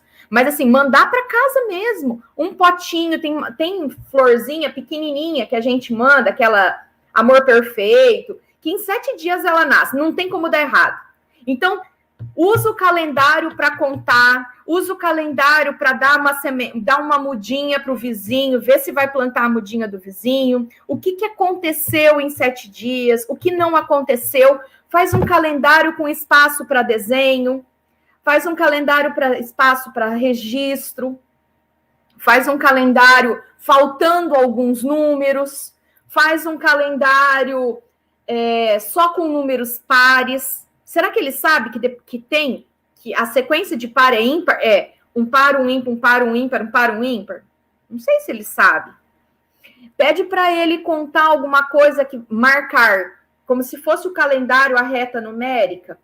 Então, vai acontecer tal coisa daqui 20 dias. Estamos no dia 7. Que dia será? Agora, do 20, eu estava no 7, lá no 20.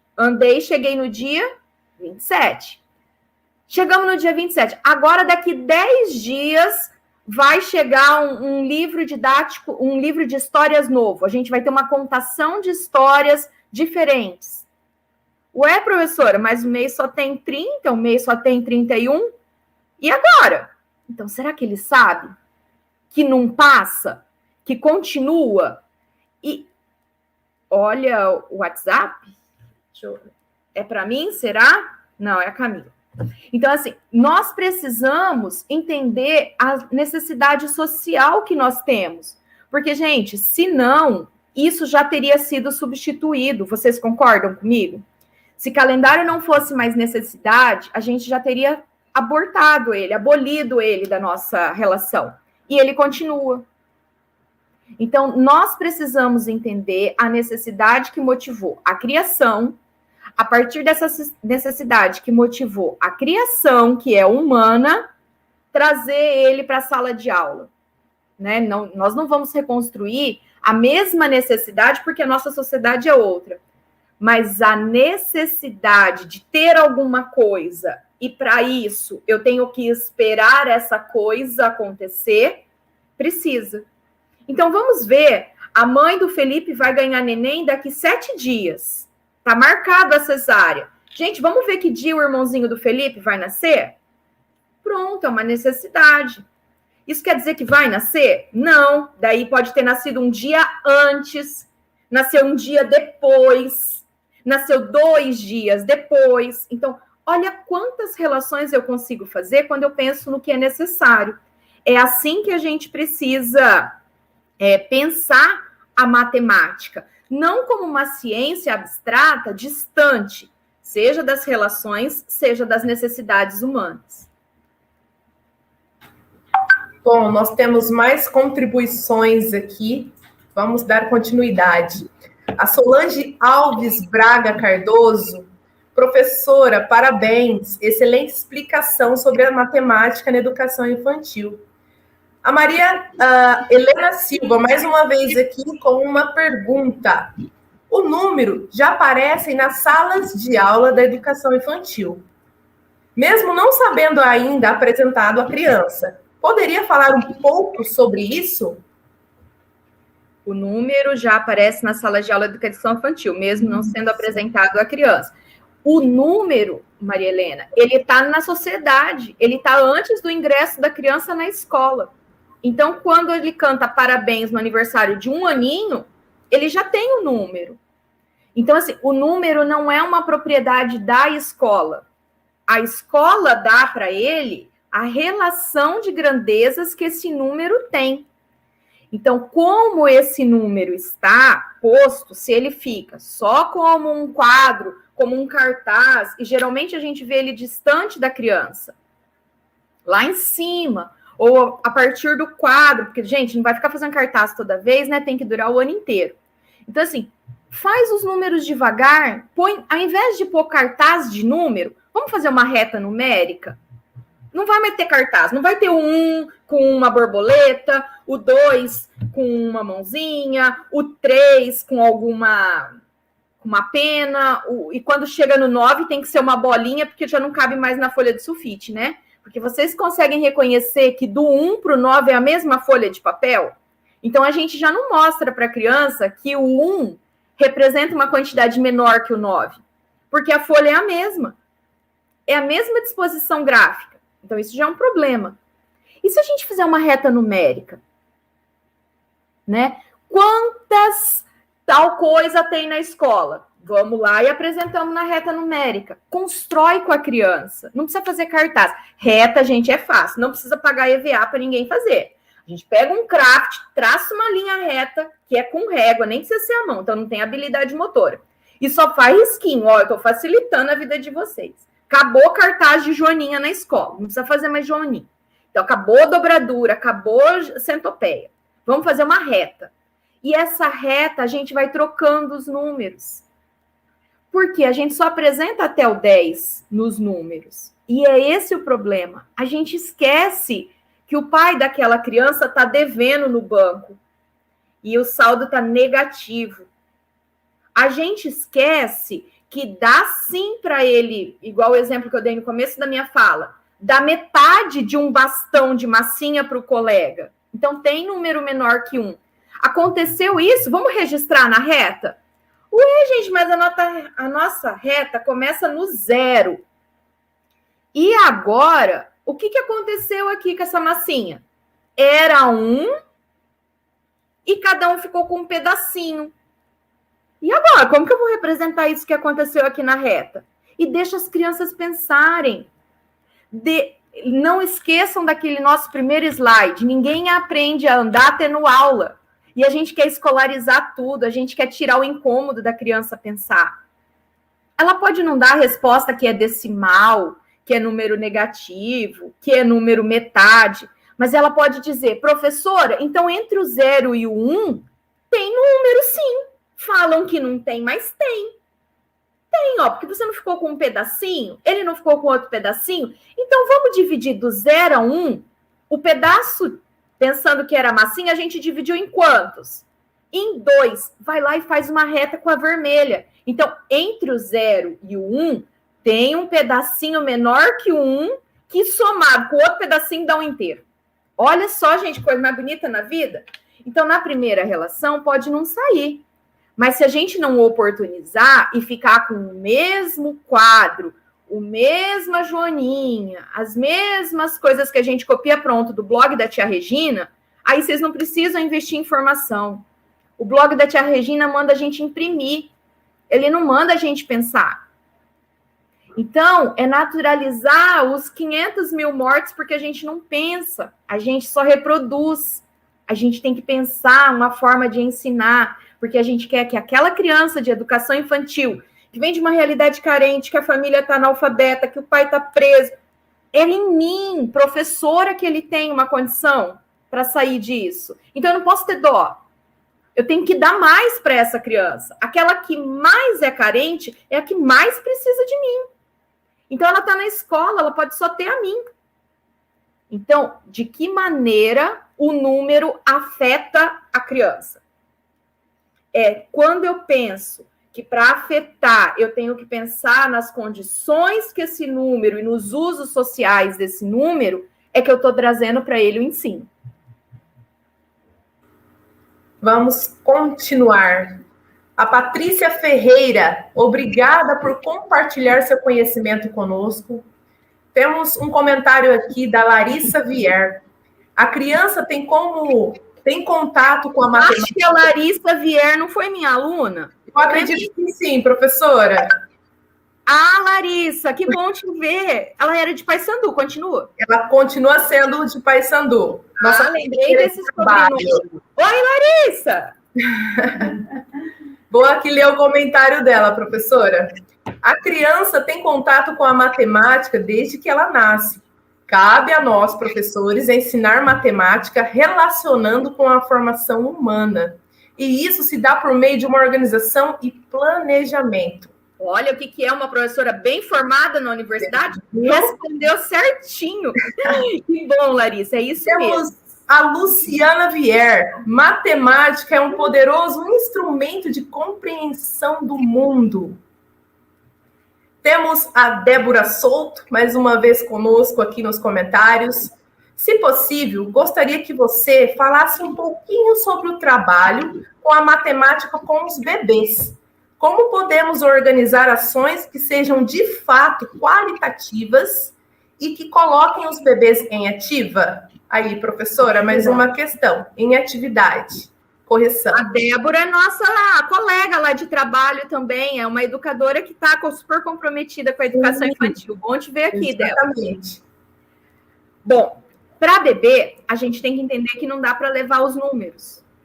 Para bebê, a gente trabalha com a base do pensamento. Então, nós trabalhamos basicamente com sensação, com percepção, com relações. Então, eu estimulo essa criança porque a forma dela explorar o mundo é pelos órgãos sensoriais.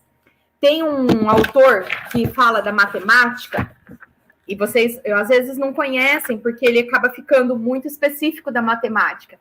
Mas ele vai dizer que a necessidade cria o órgão. Então, a criança vai desenvolver o ouvido porque a gente estimulou e criou a necessidade dele ouvir. A criança vai desenvolver muito bem os olhos porque a gente criou necessidade para ele desenvolver. Então, com bebês, a gente tem que trabalhar muito com duas funções mentais. Quais funções mentais são essas? A sensação e a percepção. Mas para além do elementar, pensando em refinar isso. Então, a gente vai dar banho, a gente vai trabalhar com essa esponja, a gente vai passar um dia uma esponja bem macia. Um dia a gente vai passar uma esponja vegetal. Porque ele vai trabalhar ele vai entender que o mundo não é todo macio. Para bebê, no começo é mesmo, né? Mas quando ele começa a ir para a escola, ele vai testar uma aguinha gelada. Não é que você vai fazer isso quando tiver 2 graus. Mas num dia de calor, você vai colocar um chuveirinho um pouco mais geladinho para ele, testar a sensação. Você vai contar uma história, você vai trabalhar com diferentes texturas, com diferentes formas desses personagens acontecerem. Você vai criar a história para ele pensando nos elementos que ele não tem no dia a dia. Você vai criar um desafio para ele tentar pegar alguma coisa que está dentro da caixa ou embaixo da caixa. Por quê? Porque ele vai trabalhar força, ele vai trabalhar equilíbrio. Isso tudo é base de pensamento. Então, com as crianças, com os bebês, nós trabalhamos muito na linha da percepção e da sensação.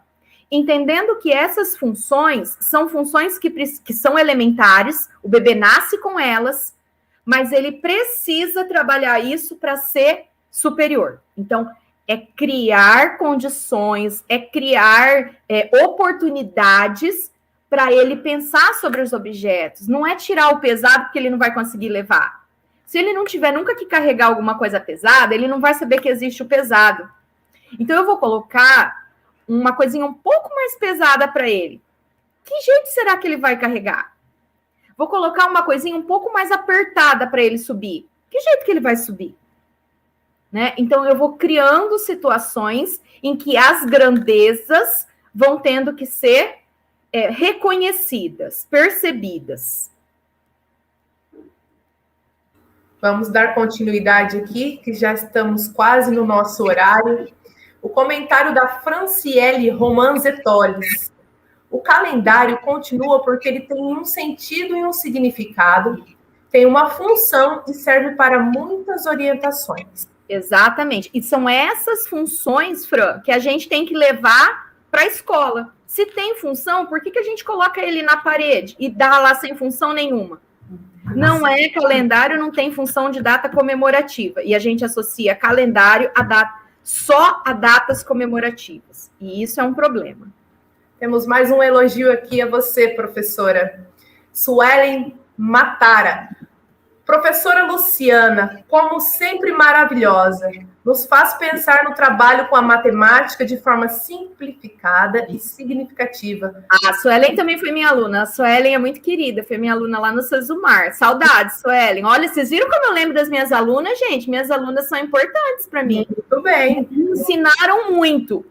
Foi minha aluna. E para finalizar, professora, mais uma vez a Maria Helena Silva. Importante contribuição para pensar o ensino da matemática. É preciso tensionar, problematizar. Obrigada por nos oportunizar o acesso a esses conhecimentos. Sempre às ordens, Maria Helena. Precisando e achando que eu posso ajudar, podem mandar mensagem, podem mandar um pedido de socorro, um SOS, que a gente busca junto. Nós estamos na educação juntos. A diferença é só que eu não estou com os pequenos, mas eu sou professora do chão da escola, assumi a direção do CAP porque eu amo estar na escola, amo estar em sala de aula, e acho que a gente pode fazer um pouco do que a gente acredita. Transformar essa escola, não no sentido ideológico, de inovação, de metodologias ativas, mas o nosso fazer pode ser diferente. O nosso olhar pode ser diferente. Com certeza. E trabalho a gente tem sempre. Bom, professor, então, eu estou aqui mais uma vez para agradecer você por essa formação excelente, contribuir com os nossos municípios, né? Paysandu, Sarandi, Rolândia. Quero também agradecer a todos os participantes que estiveram presentes, tá? E também ao blog, canal Baguncei, um grande parceiro nosso. E eu quero também agradecer a Camila, que esteja nos bastidores aqui, com toda essa tecnologia que nós estamos utilizando. E não se esqueçam, pessoal, das atividades assíncronas, tá bom? Outro recado, só para terminarmos, então. A próxima live, antes na organização, era para o dia 4 de agosto. Porém, agora nós antecipamos um dia, será para o dia 3 de agosto. Só seguir certinho as organizações e qualquer dúvida, a Secretaria Municipal de cada município estará à disposição. Enfim, mais uma vez agradecida. Quero agradecer também aqui as colaboradoras da Fundação Municipal de Educação, tá? Todas estão aqui cuidando certinho com todo o protocolo da Covid. Eu estou sem máscara agora porque eu estou aqui verbalizando com vocês. Agradecida, professora, muita gratidão e olha, excelente curso para nós, excelente formação, meus parabéns. Obrigada a vocês, obrigada a toda essa equipe de apoio aí, que tem todo o cuidado. A Joyce já vinha mandando mensagens há algum tempo, então a gente acha que é fácil organizar, né, Joyce? Mas não é, não, é muita responsabilidade. A gente fica pouco tempo no ar, mas é muita coisa, então essa equipe trabalhou muito. Obrigada principalmente a quem fez a apresentação cultural, amei, muito bem Colaboração da professora Esther, Claudemir, Gisele, que esteve no nosso teatro aqui, representando o município de Paysandu. Perfeito o município, perfeito as pessoas que fizeram, a alegria no olhar delas transborda, porque a gente aprendeu a conversar pelos olhares, né? Obrigada a todas as pessoas que pacientemente ficaram essa tarde comigo. contem conosco, nós estamos na UEM, nós não sabemos todas as respostas, mas nós somos bem metidas e vamos atrás para descobrir. Então, boa sorte, cuidem-se, que a gente possa ter um retorno seguro para as nossas escolas, para os nossos professores, e nós estamos sempre do mesmo lado. A gente não pode ter professor falando de professor. A gente tem que assumir junto essa luta e brigar para que todos possamos juntos voltar de maneira remota ou híbrida ou presencial, mas sem colocar ninguém em risco. Um abraço para todo mundo e até a próxima oportunidade. Obrigada, Lucinéia Lazarete, pelo convite. As prefeituras, Sarandi, Suelene, as meninas que trabalham mais com a gente, obrigado por todos vocês. Muito obrigada. Um abraço. Tchau, pessoal, e obrigada pela participação. Até mais.